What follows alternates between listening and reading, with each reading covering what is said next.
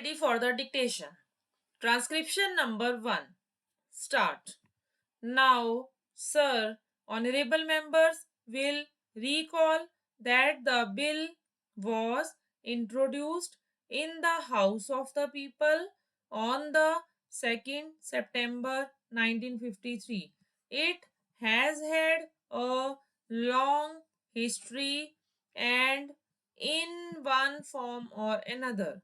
It has been before the public since the end of 1949.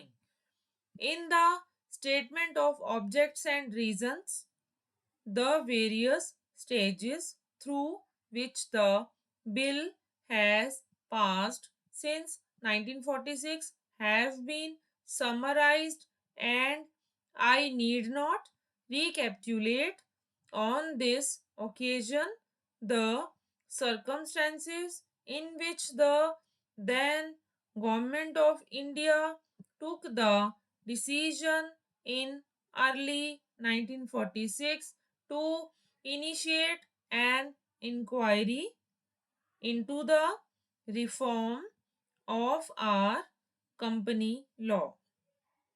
I would remind honorable members that between 1946 and 1948, the entire field of company law was carefully reviewed by two distinguished company lawyers who were appointed to recommend the broad lines on which the present act should be revised.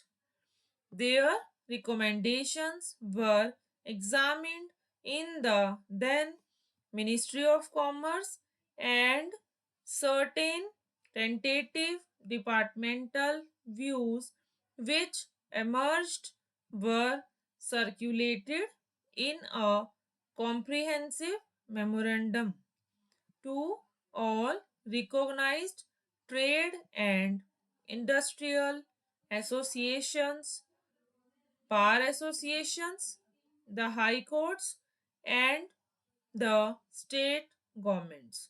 That brought us to the end of 1949. Many representations on this memorandum were duly received from chambers of commerce, trade and industrial associations, state governments, and the general public. At the end of 1950, the Government of India appointed a committee under the chairmanship of Shri Bhabha to go into the entire question of the revision of the Companies Act with particular reference to its bearing on the development of trade and industry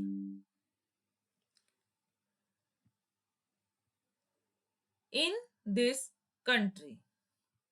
This committee examined a large number of witnesses in many parts of the country and submitted its report in March 1952. This report again was circulated to all state governments, chambers of commerce, trade associations, high courts, and many other bodies. At the same time, a special officer was appointed in the Department of Economic Affairs, Ministry of Finance, to examine the report in the light of the views received from the interested public and to submit proposals to government for the revision of the present act. The bill now before the House is based largely on the recommendations of the Company Law Committee, modified in a few particulars. Honorable members will notice that so far as public relations go, the bill has covered adequate ground. In a measure like the Companies Bill, however, which covers the entire field of the operation of joint stock companies, the limits of consultation and discussion can never be exhausted, and I would like to inform honorable members that although the bill was introduced in Parliament over 7 months ago, our officers have been engaged throughout this period in further studies and informal discussions with the interests concerned, and on occasions I have also participated in such discussions. I have also given some further thought to some of the issues arising out of the bill, and I propose at the appropriate stage to bring before the select committee any changes in the provisions of the bill which seems to me to be worthy of consideration. In the light of this further examination, no honorable members will have noticed that the bill contains 6 clauses and 12 schedules. I think it is probably one of the longest legislative measures in recent legislative history.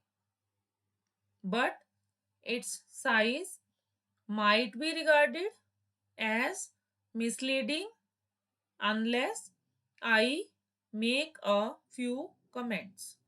The bill is both, one must remember, a consolidating and amending measure.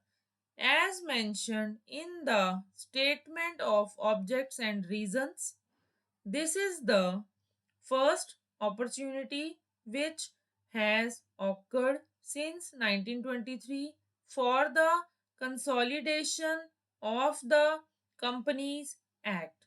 Advantage has been taken of this opportunity to redraft several long and complicated sections in the present Act, which have been split up into a large number of clauses. This is the largest single factor accountable for the increase in the number of clauses in the bill. New clauses embodying substantial changes in the present law would hardly constitute more than a small fraction of the bill. I would also draw attention to the structural changes in the bill to which a reference has been made in the statement of objects and reasons.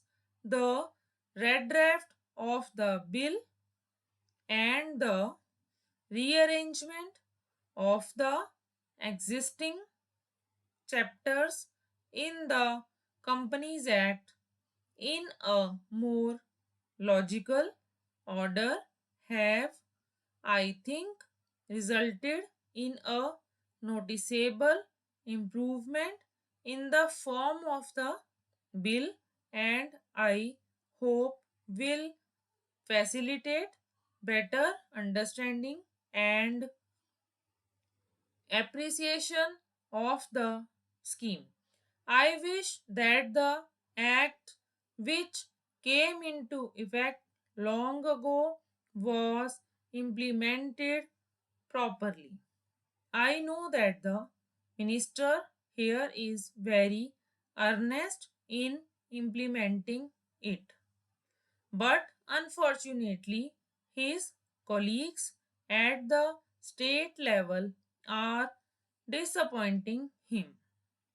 Unfortunately, no steps have been taken for trimming or toning up the administration at the state level and at the district level. They have to be taken immediately. Stop.